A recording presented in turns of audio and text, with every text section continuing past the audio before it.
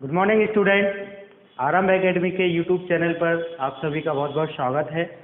ठीक है, तो मध्यकालीन भारत के इतिहास की लेक्चर की सीरीज चल रही थी और उसमें हमने अभी तक जो है कि भारत में अरबों का आक्रमण देख लिया था, उसको पढ़ लिया था। पिछली क्लासेस में हमने उसको कवर किया था और भारत में अरबों का आक्रमण जो मोहम्मद बिन कासिम के नेतृत्व में 712 ईस्वी में होता है उसे हमने पढ़ा था।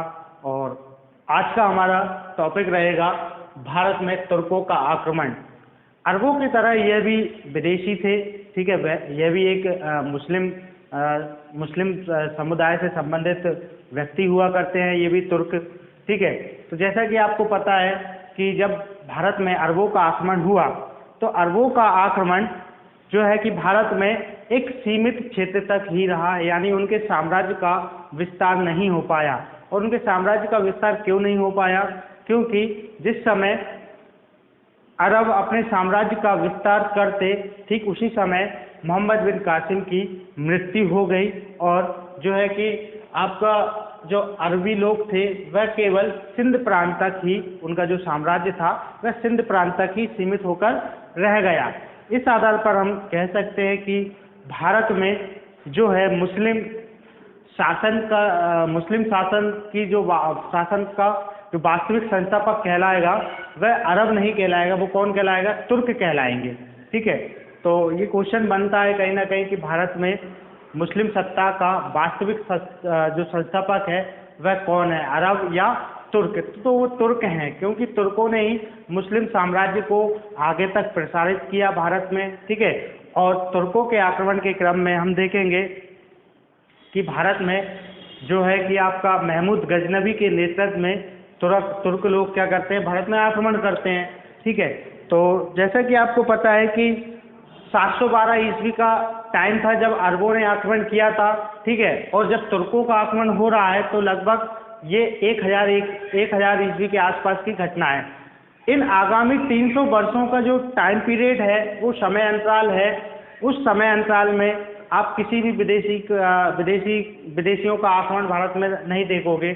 क्यों नहीं देखोगे? क्योंकि जब अरबों का आक्रमण हुआ था 712 ईस्वी के लगभग, तो आक्रमण होने के क्रम में ही आप देखोगे कि भारत में जो है कि कुछ क्षेत्रीय शक्तियों का उद्भव हो गया था, जैसे कि गुर्जर प्रतिहार, चालुक्य, राष्ट्रकूट, इन शक्तियों और पालवंश, इन शक्तियों का क्या हो गया था? उद्भव हो गया था, जिन्होंने अरबों को एक कड़ी चुनौती प्रस्तुत की। ठीक है, कड़ी चुनौती प्रस्तुत की और अरबी लोगों का जो साम्राज्य है वह सिंध से आगे उन्हें प्रसारित नहीं दिया और बढ़ने नहीं दिया।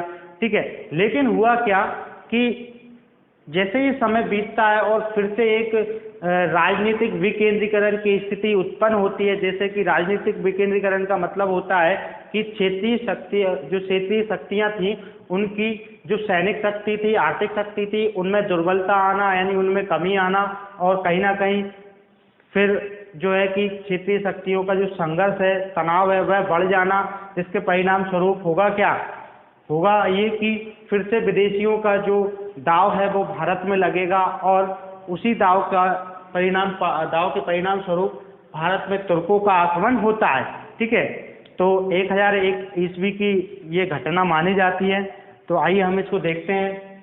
तो तुर्कों के आक्रमण में हम महमूद गजनबी को पढ़ते हैं। ठीक है, और पढ़ते हैं हम किसको? मोहम्मद गौरी को पढ़ते हैं। ठीक है, तो इनको हम पढ़ते हैं। उनको पढ़ने से पहले हमें थोड़ा सा बैकवर्ड जाना होगा, थोड़ी इनकी हिस्ट्री देखना पड़ेगी तुर्कों की कि एक्चुअली ये आए कहाँ से थे। तो आपको पता होगा कि ये जो तुर्क थे, एक तुर्क की यदि मैं बात करूं, तुर्क मुसलमान, ठीक है, ये जो तुर्क है ये चाइना जो है, आपके चाइना के उत्तर पश्चिम क्षेत्र में निवास करने वाली एक लड़ाकू जाति हुआ करती थी। ये मुसलमान पैदाइशी मुसलमान नहीं थे, ये इन्होंने मुस्लिम धर्म को स्वीकार किया था, बाद में किया था। ठीक है, ये पैदाइशी एक जनजातीय लोग हुआ करते थे, ये मुस्लिम नहीं हुआ करते थे। लेकिन इन लोगों ने कहीं ना कहीं, एक बताया जाता है कि उमैया वंशी कुछ मुसलमान होते थे, उमैया वंशी मुसलमान के ये संपर्क में आए तुर्क जाति और उन्होंने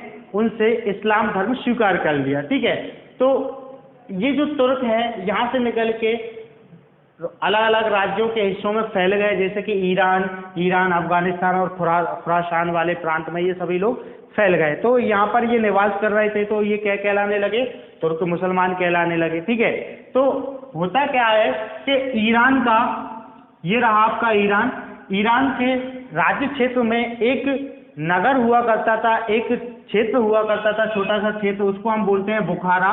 और उस बुखारा राज्य या क्षेत्र का एक शासक हुआ करता था जिसका नाम था अब्दुल मलिक। ठीक है, ये अब्दुल मलिक जो था समानी एक वंश था, समानी वंश का एक शासक कहा जाता था। ठीक है, अब्दुल मलिक जो है कि अब्दुल मलिक वहाँ का शासक बनता है, शासन संभालता है, गद्दी संभालता है। लेकिन होता क्या है, अब्दुल मलिक की जो मृत्यु है लगभग 961 ईस्वी के आसपास हो जाती है। ठीक है, 961 ईस्वी के आसपास इसकी क्या हो जाती है, इसकी मृत्यु हो जाती है। याद रखना, ये मृत्यु हो जाती है। और इसके इस बुखारा क्षेत्र पर शासन करने के लिए फिर वही सत्ता संघर्ष होता है। मतलब सत्ता संघर्ष किसके बीच में होता है, अब्दुल मलिक के चाचा और इसके भाई के बीच में क्या होता है, सत्ता के लिए संघर्ष होता है। ठीक है, ये बात हो गई, इसको आप फोल्ड करके रखना। मैं बात बता दूं, इसका ही एक अब्दुल मलिक का एक दास हुआ करता था जिसका नाम था अलब्तगीन। ठीक है, अलब्तगीन भी उन दिनों वहीं ईरान के आसपास जो खुरासान वाला क्षेत्र है उसका राज्यपाल हुआ करता था। ठीक है, अलब्तगीन एक प्रतिभाशाली व्यक्ति था, यानी आप कह सकते हो कि अब्दुल मलिक ने इसकी प्रतिभा से मतलब कि प्रभावित होकर उसको खुरासान का क्या बना दिया था, राज्यपाल बना दिया था। ठीक है, राज्यपाल बना हुआ था खुरासान वाले क्षेत्र में। जैसे ही अब्दुल मलिक की मृत्यु होती है 961 ईस्वी के आसपास, ठीक है, तो सत्ता के लिए संघर्ष होता है किसके बीच में, अब्दुल मलिक के भाई और उसके चाचा के बीच में।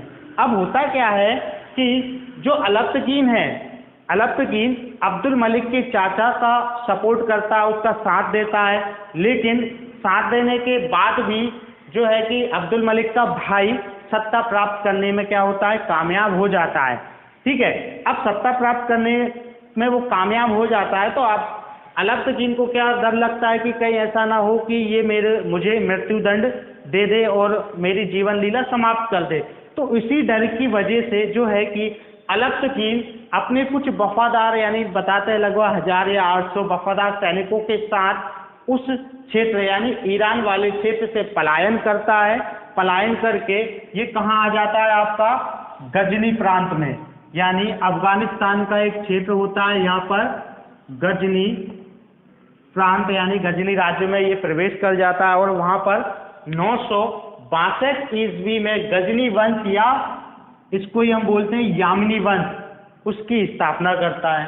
ठीक है, तो आपको इसके बारे में फैक्ट याद रखना है कि जो गजनी वंश का संस्थापक कहलाता है कौन, अलब्तगीन कहलाता है। ठीक है, इसी को हम गजनी वंश को ही हम क्या बोलते हैं, यामिनी वंश बोलते हैं। ठीक है, तो अलब्तगीन शासन कर रहा था, ठीक था, लेकिन 977 ईस्वी के आसपास जो है कि अलब्तगीन की मृत्यु हो जाती है।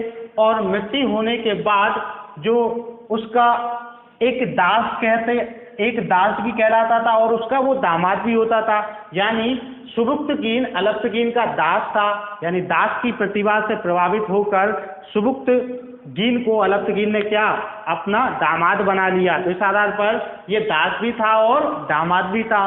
तो अलब्तगीन की मृत्यु के बाद सुबुक्तगीन गजनी का क्या बनता है, शासक बनता है। ठीक है, गजनी का शासक बनता है। अब ये भी राजपाट अच्छे से कर रहा था। ठीक है, लेकिन हुआ क्या, इसके साम्राज्य के काल में यानी इसके शासन काल में होता क्या है कि गजनी क्षेत्र पर विदेशी शक्तियों का ईरान और बुखारा पर आक्रमण हो जाता है। ईरान और बुखारा पर आक्रमण हो जाता है। तो आक्रमण होने के क्रम में ये क्या करता है, आक्रमण होने के क्रम में ये भाग कर कहाँ जाता है, 998 ईस्वी के आसपास की ये घटना है। भाग कर कहाँ जाता है, भारत जाता है। अब भारत जाता है तो भारत, अब इसकी मजबूरी थी, वहां पर ये रुक नहीं सकता था, क्यों, विदेशी आक्रमण हो रहे थे इसके क्षेत्र पर। ठीक है, अब भारत ये जा रहा है, तो भारत जाएगा तो इसको ऐसे तो प्रवेश करने नहीं दिया जाएगा भारत में। तो भारत में जाने के लिए इसे कहीं ना कहीं भारतीय राज्य क्षेत्र जो भारतीय शासक हैं उनसे संघर्ष करना पड़ेगा। तो इसी क्रम में ये भागकर भारत जाता है और भारत के जो उत्तर पश्चिम सीमा प्रांत पर एक वंश होता था, राजवंश होता था, एक शासनकर्ता होता था जिसको हम बोलते हैं हिंदूशाही राजवंश, और उस हिंदूशाही राजवंश का शासक होता है जयपाल। तो जयपाल से इसकी क्या होती है, भिड़ंत होती है, युद्ध होता है। तो जिसमें होता क्या है, इसमें जयपाल जो होता है पराजित हो जाता है, और पराजित होने के बाद यहाँ से सुबुक्तगीन क्या करता है, बहुत सारा धन लेता है और उससे संधि कर लेता है और उसका जयपाल को क्या करता है, राज्य वापिस लौटा देता है।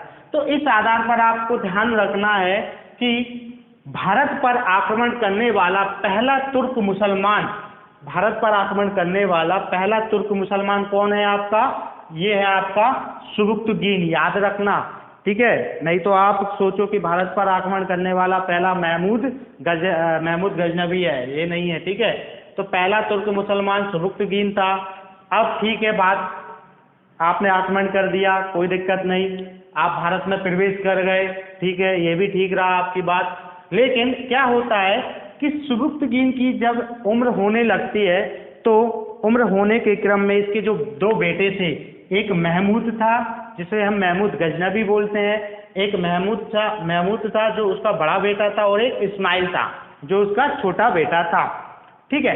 तो होता क्या है, यहाँ पर जो सुबुक्तगीन है, सुबुक्तगीन ने क्या किया, इस इस्माइल को अपना उत्तराधिकारी बना दिया, यानी अपने छोटे बेटे को यहाँ का उत्तराधिकारी बना दिया। अब इसका जो बड़ा बेटा था उसको ये बात पसंद नहीं आई, और पसंद नहीं आई तो इसने क्या किया, महमूद ने इसका क्या कर दिया, इसका मर्डर कर दिया, यानी इसकी हत्या कर दी। अब हत्या कर दी तो अब बचा यही, तो 999 ईस्वी में जो है कि महमूद गजनी की गद्दी पर बैठता है, और इस आधार पर इसका नाम क्या पड़ जाता है, महमूद गजनवी। याद रखना, गद्दी पर बैठने के कारण ही इसका नाम क्या हो जाता है, महमूद गजनवी। तो महमूद गजनवी का आप समय देखोगे तो 998 ईस्वी से लगभग 1030 ईस्वी तक ये शासन करता है, ठीक है। शासन करने जिस समय ये गद्दी पर बैठा था महमूद गजनवी, उस समय उसकी आयु कितनी थी, 27 वर्ष थी। तो 27 वर्ष का एक युवा नौजवान गद्दी पर बैठ रहा है, तो आप उसका जो जोश है, उसकी प्रतिभा है, उसका अंदाजा लगा सकते हो। इसके बारे में आपने सुना होगा कि इसने 17 बार आक्रमण किया था भारत पर, तो आप सोच सकते हो इसके आत्मविश्वास किस चरम सीमा तक रहा होगा, जिसने 17 बार, यानी 16 बार तो असफल रहा है, यानी 16 बार असफल होने के बावजूद भी इसने भारत पर आक्रमण करने का जो प्रयास है वो उसको बंद नहीं किया और करता रहा। तो और अंततः उसे 17वीं बार में भारत पर क्या मिली, विजय प्राप्त हुई। तो ठीक है, विजय प्राप्त कर ली उसने। तो इसके बारे में हम कुछ फैक्ट हैं उसको देखते हैं, जैसे कि भैया महमूद गजनवी जो था यामनी वंश से संबंधित था। यामनी वंश से क्यों संबंधित था, क्योंकि अलक्तगीन के बाद सुबुक्तगीन, और सुबुक्तगीन के बाद कौन आए, महमूद गजनवी आए। तो उनका ये वंश चल ही रहा था, यामिनी वंश का या फिर गजनी वंश, ठीक है। कुल 17 बार इसने आक्रमण किया भारत पर, ठीक है। सुल्तान की उपाधि धारण करने वाला ये प्रथम तुर्क था, आपको ये याद रखना है, ठीक है। फिर आगे बढ़ते हैं, इसका अन्य नाम क्या होता है, अन्य नाम इसका मूर्ति भंजक इसका अन्य नाम है। मूर्ति भंजक इसका नाम इस आधार पर पड़ा है क्योंकि ये मूर्तियों को नष्ट करने वाला था, भारतीय मंदिरों को इसने क्षति पहुंचाई और वहाँ की जो धन संपदा उसको बहुत हद तक लूटा है। तो उस आधार पर इसको नाम दिया गया है मूर्ति भंजक, ठीक है।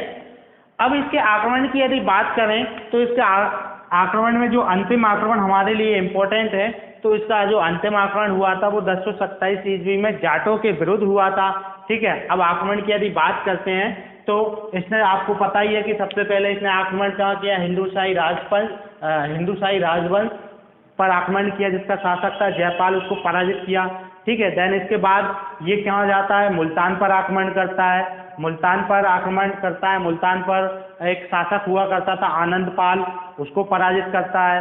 फिर इसके बाद ये थानेश्वर की ओर कूच करता है और थानेश्वर का अभियान करता है। थानेश्वर के बाद कन्नौज अभियान भी करता है, ठीक है। तो कन्नौज अभियान करता है, फिर इसका एक गुजरात यानी 1025 से 26 ईस्वी में एक इसका गुजरात अभियान होता है, जो सबसे महत्वपूर्ण अभियान इसका माना जाता है। क्यों माना जाता है भाई? क्योंकि गुजरात में आपको पता है सोमनाथ मंदिर था, ठीक है। उस सोमनाथ मंदिर को लूटा गया था, और उसको किसने लूटा था? महमूद गजनवी ने ही लूटा था। बहुत कईयों बार लूटा उसको, ठीक है, बहुत लूटा, और धन संपदा यहाँ से उसने प्राप्त की। और वो टाइम पीरियड 1025 से 26 ईस्वी के आसपास की ये घटना मानी जाती है। तो जिस समय महमूद गजनवी ने गुजरात पर आक्रमण करके वहाँ के सोमनाथ मंदिर को लूटा, उस समय गुजरात का शासक होता था भीम प्रथम। याद रखना, ये क्वेश्चन बन जाता है, ठीक है। तो भीम प्रथम क्या था? वहाँ का उस समय शासक हुआ करता था, ठीक। और अंतिम अभियान क्या था उसका? अंतिम अभियान उसका जाटों के विरुद्ध 1027 ईस्वी में हुआ था, ठीक है। तो आगे बात करते हैं। अलबरूनी, फिरदौसी, उतवी, फरूकी, ये सभी कौन थे? ये महमूद गजनवी के दरबारी हुआ करते थे, दरबारी विद्वान हुआ करते थे, जो समय समय पर जो है कि अपने राजा के लिए लेख लिखते थे, कविताएं लिखते थे, कुछ रचनाएं करते थे, लिखते थे, ठीक है। तो ये सभी इसके दरबार में रहते। तो आपको याद रखना है कि यहाँ से क्वेश्चन बन जाता है कि अलबरूनी किसके दरबारी थे, ठीक है। तो महमूद गजनवी की। तो मृत्यु की बात करें तो 1030 में भैया जो है महमूद गजनवी की कहानी खत्म हो जाती है, और ये मर जाता है, ठीक है। मर जाता है तो मर गया, उसमें हम कुछ नहीं कर सकते, ठीक है। तो अभी अब बात करते हैं हम, ये तो कुछ फैक्ट वाली बात हो गई है, हमने ये लिख दिया, सभी कुछ है, ठीक है। आप इसको नोट कर लें, स्क्रीनशॉट ले लें इसका। और यदि मैं मेंस की लेवल की बात करूं तो मेंस में क्वेश्चन बनता है कि भारत पर तुर्कों के आक्रमण का जो प्रभाव है उसको समझाइए।